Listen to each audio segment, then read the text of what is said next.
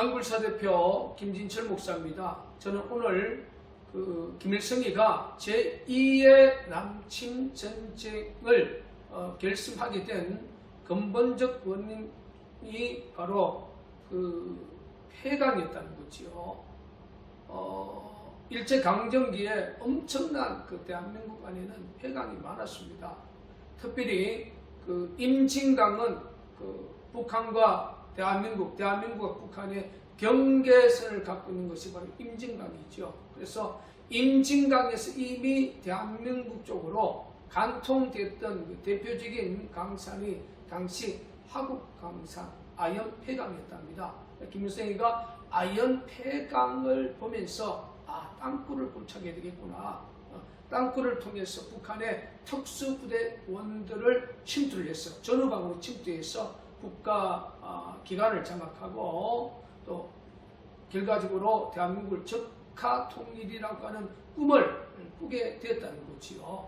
그래서 제가 20년 동안 북한 남침 땅굴 진실 사역을 제가 감당하면서 소위 박정희 정권 이후에 또 전단 정권 이후에 노태우 정권 이후부터는 사실상 땅굴의 진실에 대해서 소위 말해서 북한이 미끼 땅굴이라고 하는 1땅굴, 2땅굴, 3땅굴, 4땅굴 실질적으로 땅굴 청량기사 김무성이 그리고 이중 간첩자 신중철이 이들을 통해서 사실상 땅굴을 드러내는 역할을 하게 되지요. 그래서 우리 낭굴사에는 4개 땅굴은 미끼 땅굴이다. 소위 말해서 5km 이상 장거리 땅굴을 북한은 굴착할 수 없다. 소위 삼박자론을 만들기 위한 전략적 전술이라고 저는 생각합니다.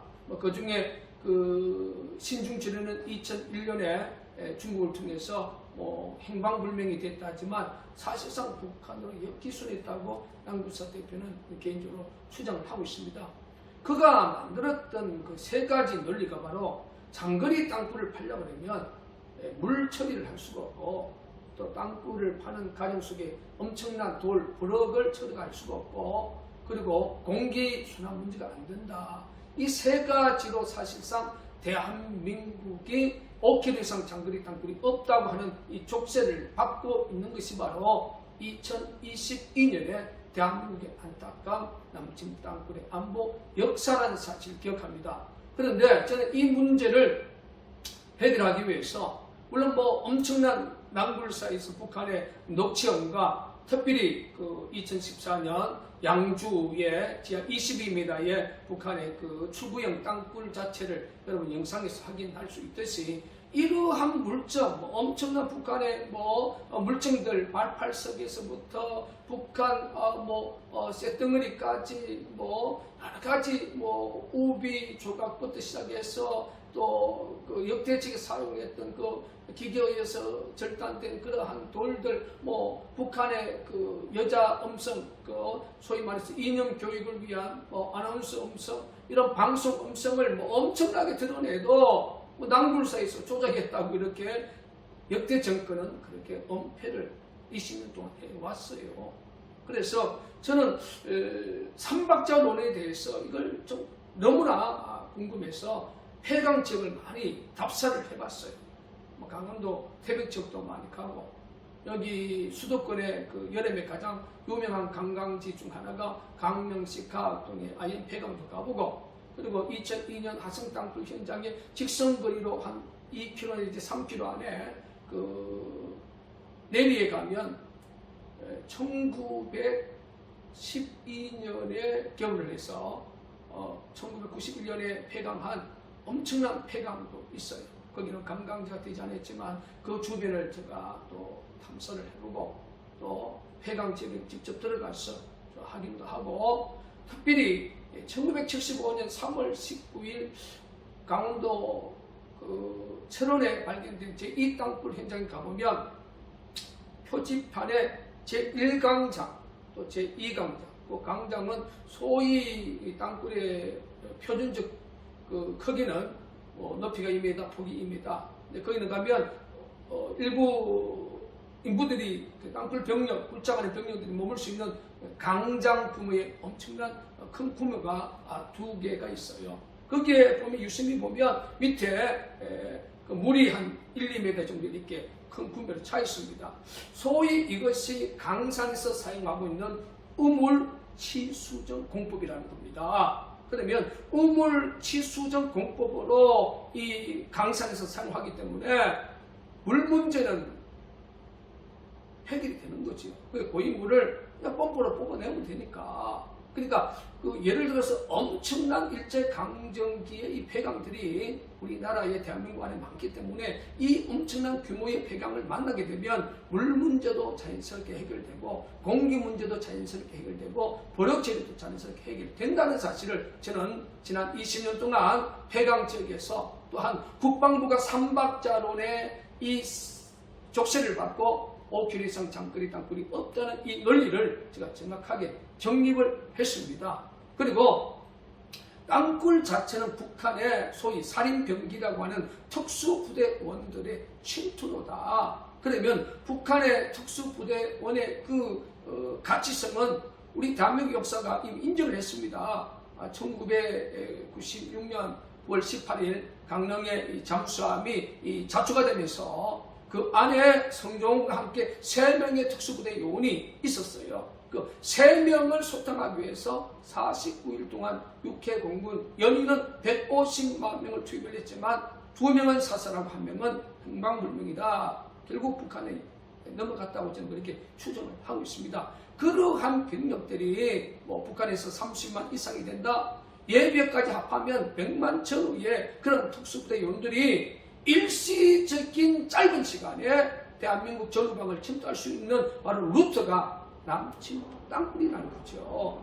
예를 들어서 하늘에 비행기를 타고 낙하선으로 내려오는 것은 한계성이 있고요. 또 잠수함을 통해서 침투하는 것도 한계성이 있는 거죠. 그러니까 김일성이가 제2의 남침 전쟁을 구상했던 결정적인 요구는 일제강점기에 대한민국의 엄청난 폐강을 이용한 남침 땅굴을 김포반도와 북한하고 이 대한민국 연결되었던 이 하곡강산에서 확인을 하고 폐강을 통하여 남침 땅굴 전술 전략을 구상을 했다는 사실을 대한민국의 국민들과 또 정치 지도자들과 또 대한민국 자유의 주권을 위해서 생명처럼 지켜주고 있는 미국의 지도자와 일본의 지도자와 또 저는 이 한반도 삼각 안보 동맹을 넘어서 이제 오각 안보 동맹에 대한 의미를 저는 이야기하고 싶어요. 호주 그리고 영국까지 이러한 지도자들이 북한의 남침 땅굴 진실에 깊이 관심을 갖고 대한민국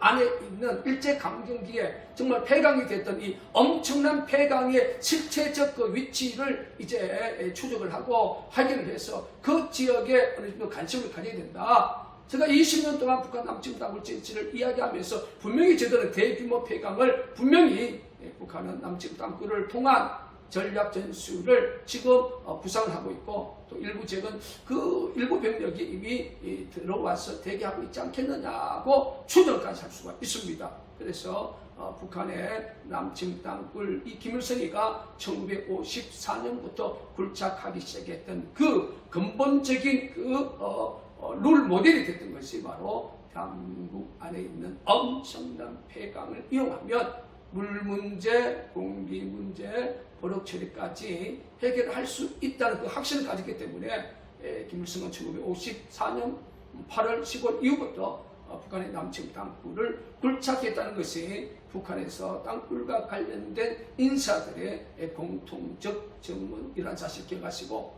남굴사가 2014년 그 양주의 추구형 땅굴과 또 유튜브에 보면 그 엄청난 북한의 그 물처리하는 소리, 북한 여자 아나운서의 목소리 이러한 물증들을 바라보면서 결코 남굴사 대표가 개인적으로 조작한 것이 아니라 바로 시추를 통해서 또 현장 작업을 통해서 발색을 발견하고 또 편색을 발견하고 기계에 의해서 잘 던된 그 돌들을 작업 현장에서 발견하고 국방부의 지금 그 남굴사 진실을 은폐하는 저들의 그 모략과 술수에 넘어가지 아니하고 남굴사 남침 땅굴 진실에 두 귀를 기울여 주시고 또 심정으로도 기울여 주시고 또 대한민국의 모든 지도자들이 이 진실에 깊은 관심을 갖고 특히 윤석열 정부는 한미 안보 군사 동맹에 적극적 정치적 생명으로 앞장서고 있는 것은 저는 너무나 고맙고 감사하고 찬성드립니다. 이제 남침 땅굴 진실에